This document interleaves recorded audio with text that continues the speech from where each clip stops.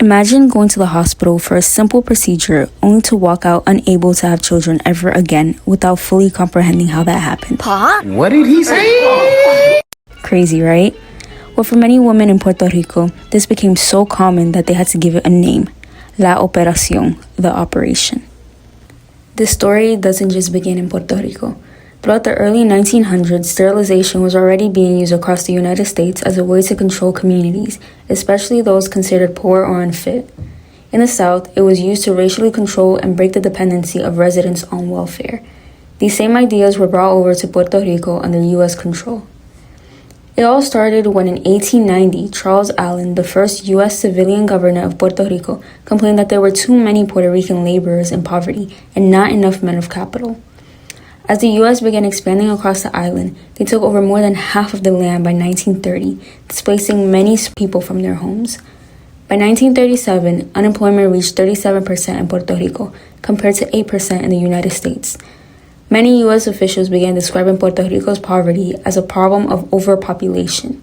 Puerto Ricans who were struggling financially or unemployed were now just seen as excess population. As a result, in 1937, Puerto Rico passed Law 116, which legalized sterilization under eugenic beliefs.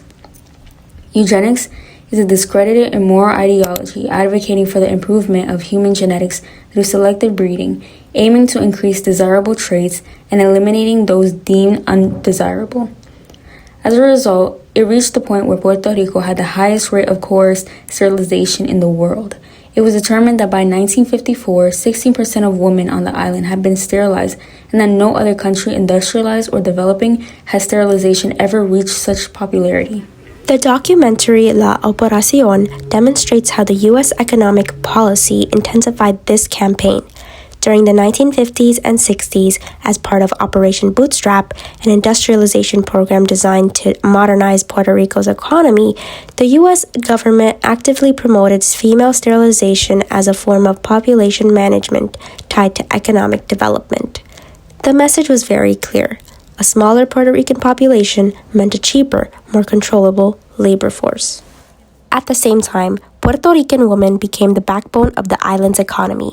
The needlework industry, a system of piecework where women were paid a very low rate for each garment they finished instead of an hourly wage, flourished in both family homes and in sweatshops.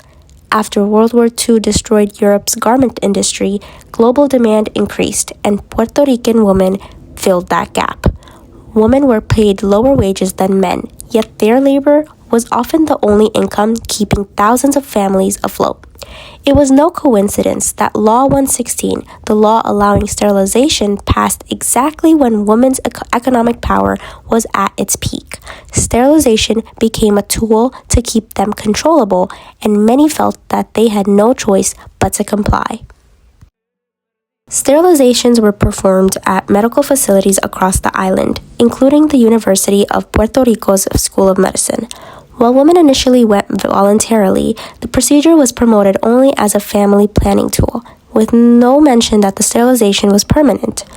Many women walked out of those clinics not knowing they would never be able to have children again. Others were sterilized without their consent at all. According to the Intercultural Leadership Institute, it is estimated that between 1947 and 1948, 7% of Puerto Rican women were sterilized, and by 1956, 1 out of 3 women had suffered the same fate. Sterilization rates ranged from 10 to 42%, with 42% of women working in factories outside of San Juan found to have been sterilized. These are not just numbers. They represent entire generations of Puerto Rican women whose reproductive futures were taken from them, often without their full understanding or agreement. While all of this was going on, sterilization wasn't the only way Puerto Rican women were being used as test subjects. During the 1950s, Puerto Rico became a crucial testing ground for the first birth control pill. Was that Puerto Rico was being used as a laboratory, and it was being used as a laboratory for the development of birth control technology. Research from the Health and Human Rights Journal describes how over 200 women were being enrolled in clinical trials, many of which were low income and had limited access to education. However, the craziest part of this was realizing how none of these women were ever fully informed. In fact, participants received little to no information about the drug's safety, although it was experimental. While some were aware this pill prevented pregnancy, they were never told they would take part in a study. On top of this, the pills will contain a much higher hormone level than the ones seen today, resulting in many women experiencing side effects such as nausea, dizziness, headaches, vomiting, and more. But whenever they would come forward to describe their concerns, they would be dismissed and considered unreliable. Eventually, people began pushing back on these practices. One of the most influential and important voices was Helen Rodriguez Diaz. She was a Puerto Rican physician and public health activist who focused on women's health care and reproductive rights. While working in medicine, she was able to see firsthand how often poor women and women of color were never fully informed before procedures such as sterilization. Diaz worked to expose what was happening and fought for patient rights and informed consent, making sure patients actually understood procedures before agreeing to them, while also advocating for women of color and low-income communities who were the most affected by these practices. Her work and that of organizations such as the Committee to End Sterilization Abuse helped to bring the issue to national attention and to tighten regulations that protect patients' rights even today. La Operación was not simply a medical program that went wrong. It was colonialism in action. The U.S. didn't just control Puerto Rico's land and economy, it also controlled Puerto Rico's women bodies too. From Law 116 in 1937 to the birth control pill trials of the 1950s, Puerto Ricans were treated as objects used for someone else's benefit, instead of people who deserved rights, with Puerto Rican women paying the deepest price.